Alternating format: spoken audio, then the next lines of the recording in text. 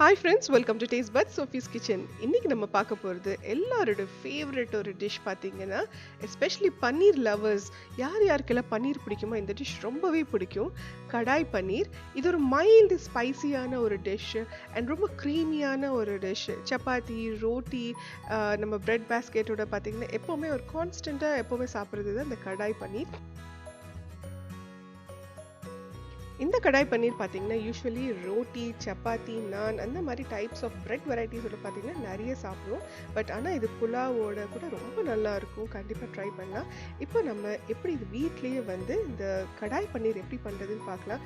உங்களுக்கு ஸ்பைசினஸ் எப்படி வேணுமோ அதுக்கேற்ற மாதிரி நம்ம இது ஆல்டர் கூட பண்ணிக்கலாம். இது அவ்வளோ நல்ல டேஸ்டியான டிஷ். வாங்க ரெசிபிக்குள்ளே போகலாம். முதல்ல இதுக்கு பார்த்தீங்கன்னா கடலை மாவு வேணும். கடலை மாவு பார்த்தீங்கன்னா ஒரு 2 டேபிள் ஸ்பூன். இந்த ரெசிபி ஒரு 4 பேருக்கு போதுமான அளவுக்கு நான் வந்து அளவு சொல்லிட்டு இருக்கேன். ஈஸியாக 4 பேர் சாப்பிடலாம். அந்த அளவுக்கு இது போதும். இதுக்கு 2 டேபிள் ஸ்பூன் அளவு கடலை மாவு ரொம்ப லோ ஹீட்டில் ஒரு மிதமான தீயில நம்ம வச்சு ட்ரை ரோஸ்ட் பண்ணிக்க போகிறோம். எண்ணெய் எதுவும் சேர்க்காம பச்சை வாசனை போனதும் அதை எடுத்து தனியாக எடுத்து வச்சுக்கலாம். அதே கடாயில் பார்த்தீங்கன்னா 2 இல்லைன்னா 3 டேபிள் ஸ்பூன் அளவு எண்ணெயோ இல்லைன்னா நெய் கூட நம்ம சேர்த்துக்கலாம். அதில் தாளிக்கிறதுக்கு 1 டீஸ்பூன் அளவு ஜீரகம், அப்புறம் ஒரு 2 காஞ்ச மிளகாய், அப்புறம் ஹோல் ஸ்பைசஸ் பார்த்தீங்கன்னா ஒரு சின்ன பீஸ் பட்டை, ஏலக்காய், ஒன்றே ஒரு ஏலக்காய் மட்டும் போட்டால் போதும். அப்புறம் ஒரு 4-5 கிராம்பு, சோம்பு 1 டீஸ்பூன் அளவு, அதே மாதிரி ஒரு 2 இல்லைன்னா 1 பிரியாணி இலை வந்து நம்ம சேர்த்துக்க போகிறோம். இதெல்லாம் வந்து நல்லா லோ ஃப்ளேமில் நல்லா வறுபட்டதும் இதில் நம்ம வந்து ஒரு பொடிசாக நறுக்கிய வெங்காயத்தை நம்ம சேர்த்துக்கலாம். இப்போது நான் வெங்காயம் பார்த்தீங்கன்னா ஒரு 2 மீடியம் சைஸ் வெங்காயம் எடுத்திருக்கேன். நல்ல பொடிசாக நறுக்கி நான் வந்து இதில் சேர்த்து நல்லா வறுத்துக்க போகிறேன்.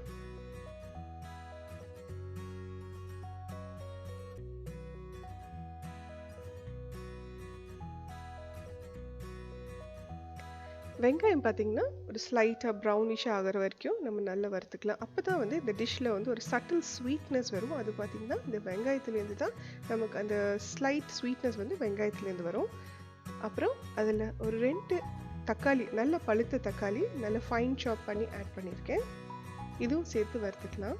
ஒருவேளை தக்காளி வந்து நீங்கள் ஃபைன் சாப் பண்ணலைன்னா கூட அது பேஸ்ட்டாக கூட நம்ம அரைச்சி ஊற்றிக்கலாம். நமக்கு டெக்ஸ்சரில் எந்த டிஃப்ரென்ஸும் இருக்காது. ரெண்டும் ஒரே மாதிரி தான் இருக்கும்.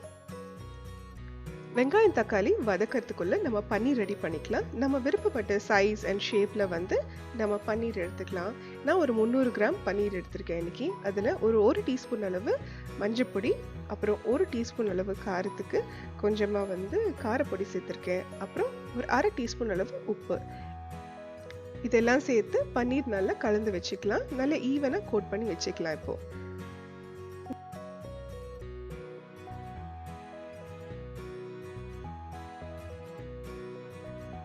கடாய் பன்னீருக்கு எஸ்பெஷலி பன்னீர் வந்து ஸ்லைட்டாக வந்து நம்ம ஷாலோ ஃப்ரை பண்ணி எடுக்கும்போது அந்த டெக்ஸ்சர் நல்லாயிருக்கும். அது டேஸ்ட்டும் ரொம்ப ரொம்ப நல்லாயிருக்கும்.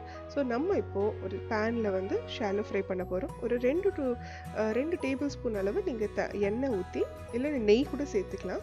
நீங்கள் இந்த பெரட்டி வச்சுருக்கிற பன்னீர் வந்து க்யூப்ஸ் பார்த்தீங்கன்னா ஸ்லைட்டாக ஃப்ரை பண்ணி எடுத்துக்கலாம். இது ரொம்ப கிறிஸ்பியாக ஆகணும் அவசியம் இல்லை. ஸ்லைட்டாக வந்து ஃப்ரை ஆனால் போதும் எல்லா பக்கமும் டு ஹோல்ட் த டெக்ஸ்சர். நீங்கள் ஒருவேளை நீங்கள் இந்த பன்னீரில் வந்து இந்த காரம், உப்பு இதெல்லாம் சேர்க்காமல் நீங்கள் வந்து ஃப்ரை பண்ணிங்கன்னா அது ஒட்டிக்கிறதுக்கு நிறைய வாய்ப்பு இருக்குது. ஸோ இந்த மாதிரி செய்யும்போது உங்களுக்கு கடாயிலையும் ஒட்டிக்காது, ரொம்ப நல்லா டேஸ்ட்டாகவும் இருக்கும் பன்னீர். 2 நிமிஷம் மட்டும் ஃப்ரை பண்ணால் போதும். இப்போ நம்ம அதை எடுத்து வச்சுக்கலாம். அதுக்குள்ளே வெங்காயம் தக்காளி நல்லா வதங்கிடுச்சு. இப்போ இதில் ஒரு டீஸ்பூன் அளவு ஜீரகம், 1/2 டீஸ்பூன் மஞ்சள் பொடி, அப்புறம் 2 டீஸ்பூன் அளவு காரத்துக்கு ஏற்ற மாதிரி சில்லி பவுடர். உங்களுக்கு காரம் கொஞ்சம் அதிகமாக வேணும்னு நினச்சிங்கன்னா இன்னும் கொஞ்சம் மிளகாய் பொடி நம்ம சேர்த்துக்கலாம். அப்புறம் நம்ம ரோஸ்ட் பண்ணி வச்சுருக்கிற கடலை மாவும் சேர்த்துக்கலாம். நம்ம இப்போது ஆல்ரெடி ரோஸ்ட் பண்ணியிருக்கிறதுனால நம்ம அது டைரெக்டாக இப்போ சேர்த்துக்கலாம். ஜென்ரல் ரெஸ்டாரண்ட்ஸில் பார்த்தீங்கன்னா எல்லாரும் கேஷ்யூ அரைச்சி போடுவாங்க, க்ரீம் அரைச்சி போடுவாங்க எல்லாம் சொல்லுவாங்க. பட் ஆனால் பார்த்தீங்கன்னா எல்லா நேரமும் நம்ம திக்னஸ்க்காக கேஷ்யூஸை அரைச்சி போடணும் அவசியமே இல்லை. அதுக்கு பதிலாக நம்ம இந்த கடலை மாவு இந்த மாதிரி ரோஸ்ட் பண்ணி சேர்க்கும்போது அது பர்ஃபெக்டான கன்சிஸ்டன்சி கொடுக்கும். அதே மாதிரி உங்களுக்கு அந்த க்ரீமினஸும் வந்து இந்த கிரேவியில் ரொம்ப நல்லாயிருக்கும். இதுதான் வந்து நார்மலாக க்ரீம் சேர்க்குற ஒரு கிரேவிக்கும் இந்த மாதிரி கடலை மாவு சேர்க்குற கிரேவிக்கும் ரொம்ப டேஸ்ட் பார்த்தீங்கன்னா ரொம்ப டிஃப்ரெண்ட்டாக இருக்கும். ஆனால் ரொம்ப ரொம்ப நல்லாவும் இருக்கும். நீங்கள் கண்டிப்பாக இந்த டெக்னிக் ட்ரை பண்ணி பாருங்கள். இப்போது அதில் கொஞ்சமாக தண்ணி சேர்த்து தேவையான அளவு கொஞ்சம் உப்பு சேர்த்து நம்ம இது மூடி வச்சு ஒரு 5 நிமிஷம் நல்ல சிம்மில் வந்து நம்ம குக் பண்ணலாம்.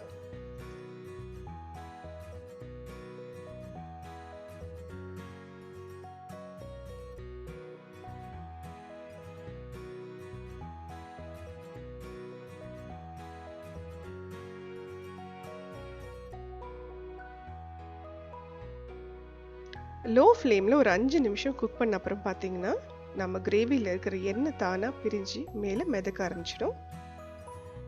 கடலை மாவு போட்டிருக்கிறதுனால மறக்காமல் இந்த ஸ்டெப் பார்த்தீங்கன்னா நல்ல லோ ஃப்ளேமில் தான் நீங்கள் 5 நிமிஷம் குக் பண்ணணும், இல்லைன்னா சீக்கிரமாக அடி பிடிச்சிடும். இப்போது நல்ல குக் ஆன அப்புறமா இப்போ நம்ம ஒரு 1/2 கப்பு தயிர் சேர்க்க போகிறோம். தயிர் வந்து நல்லா பீட் பண்ணிவிட்டு கொஞ்சம் கூட கட்டி இல்லாத ஒரு தயிர் வந்து நம்ம இதில் சேர்க்க போகிறோம்.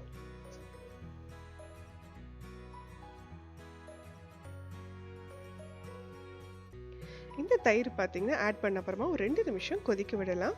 கொதிக்க விட்ட அப்புறமா நம்ம கசூரி மேத்தி சேர்க்க போகிறோம். ஒரு 2 டேபிள் ஸ்பூன் அளவு கசூரி மேத்தி நம்ம இதில் சேர்க்கணும்.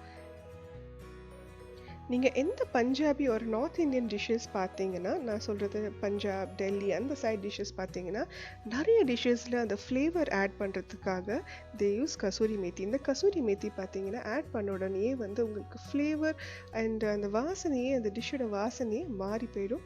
ரொம்ப ரொம்ப சுவையாகவும் அது ரொம்ப ரொம்ப வாசனையாக இருக்கும். இதுதான் வந்து secret of any North Indian dishes. நீங்கள் கடைசியில் இறக்கிறதுக்கு முன்னாடி கொஞ்சமாக வந்து இந்த கசூரி மேத்தி சேர்க்கறதுனால உங்களுக்கு டேஸ்ட்டே மாறி போயிடும். And at last the star of the dish, நம்ம பன்னீர், நம்ம ஆல்ரெடி ரோஸ்ட் பண்ணி வச்சிருக்க பன்னீர் வந்து நம்ம இதில் சேர்த்துக்க போகிறோம்.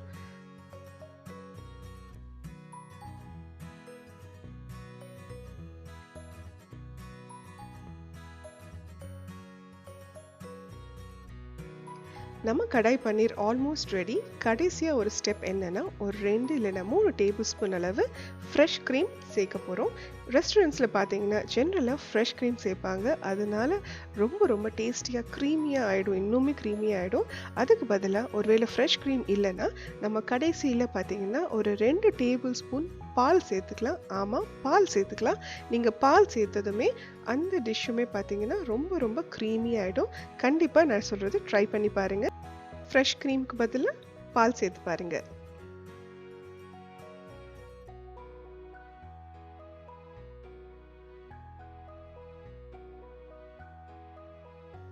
ஐ ஹோப் இந்த ரெசிபி உங்களுக்கு ரொம்ப பிடிச்சிருக்குன்னு நினைக்கிறேன். கண்டிப்பாக ஒரு வாட்டி இந்த ரெஸ்டாரண்ட் ஸ்டைலில் வந்து ஒரு கடாய் பன்னீர் நீங்கள் வீட்லேயே ட்ரை பண்ணி பாருங்கள்.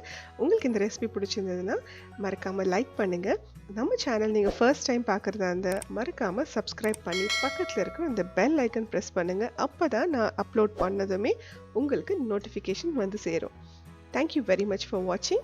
See you again with some exciting recipes once again. Much love. Bye.